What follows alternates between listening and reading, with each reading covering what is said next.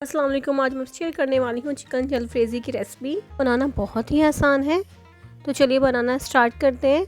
इसको बनाने के लिए हमें चाहिए गोभी, प्याज, मटर, टमाटर का पेस्ट, शिमला मिर्च, कुछ मसाला जात और चिकन। पहले मैंने कढ़ाई में ले लिया तेल, तकरीबन 2 बड़े चम्मच हैं ये। फिर इसमें ऐड कर दिया मैंने जिंजर गार्लिक पेस्ट। इसको मैंने अच्छी तरीके से फ्राई किया, यानी कि जब इसका कलर चेंज हो गया तो मैं इसमें ऐड कर दिया चिकन। इसको भी अच्छी तरीके से फ्राई करेंगे। जब इसका कलर तब्दील हो गया तो मैं इसमें ऐड कर दिया नमक।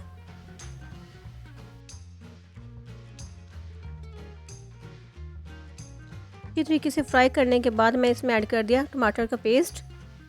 टमाटर का पेस्ट ऐड करने के बाद मैंने इसको 2 से 3 मिनट के लिए भून लिया।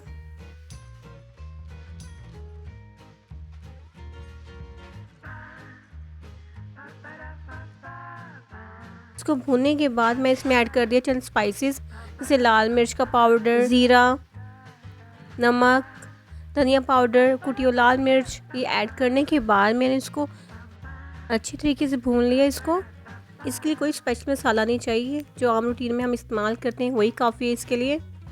इसमें एक लीमू निचोड़ लिया और इसके बाद एक एक करके तमाम मैंने सब्जियाँ ऐड कर दी। मैंने मटर को पहले बॉईल कर लिया था, क्योंकि मटर थोड़े सख्त होते हैं, तो इसलिए मैंने मटर को पहले बॉईल कर लिया था।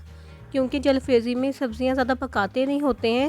ये जलफ्रेज़ी की खासियत होती है कि ज़्यादा सब्ज़ियाँ पकी हुई नहीं होती हैं। अच्छा जी, सब्ज़ियाँ ऐड करने के बाद मैं इसको तकरीबन 2 से 3 मिनट तक इसको भूना, इसकी पकाई की।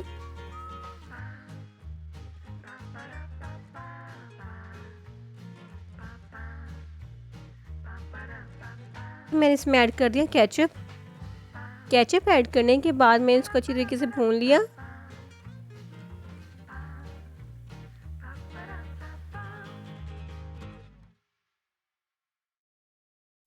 ग्रेवी बनाने के लिए इसमें पानी ऐड करने की ज़रूरत नहीं है। जो केचप हमने ऐड किया है वो उससे से ही पानी रिलीज़ होगा।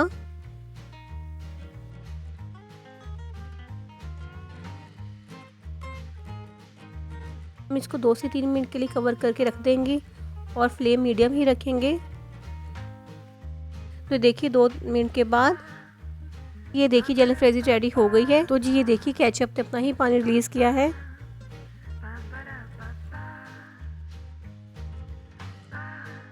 तो जी ये देखिए कितना ज़बरदस्त सा चिकन जलफ्रेज़ी बन के रेडी हो गया है।